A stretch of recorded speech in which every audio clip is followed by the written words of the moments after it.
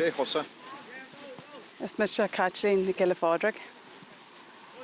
Cas who? Is as an báile nua an céad Comhrá ar Manach me. And Imran to Pale. Ní imrim péal ach fadó sna blianta hin Chumann me Camogie le mo club. Kenach Imran to Aaron Fark. Ag an am sin Chumann me sna cúlaí. Imran Newton Mother sa chomórtas seo riú.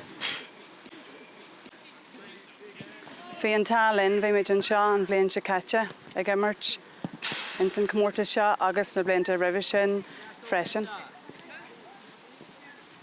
Ca hatch a word to the Hodge Gaeilge.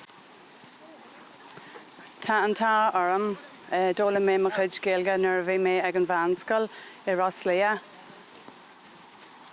And the word to Gaeilge Gacla. Lorm Gaeilge gach lá le mo chláán sa bhaile tá an talinn go bhfuil bonscoil agin in san cantar I leis na scethe agus tían mo fáistí féin an agus is muintear Gaeilge mé so lorim an tamar fad. Ken Changa as far latsa.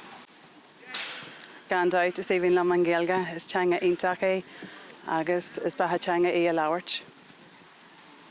Rilaha nua no Shan Rilaha. Rialacha nua den chuid is mó. Dar latsa Chéad a Gaeilge and chomórtas seo am Lena. Is chomórtas ionta Jackar é talán for an láidre an. Níl mé cinnte faoin con sin ach tá cluiche iontach ar siúil inniu. Shin or Chéad me hugget.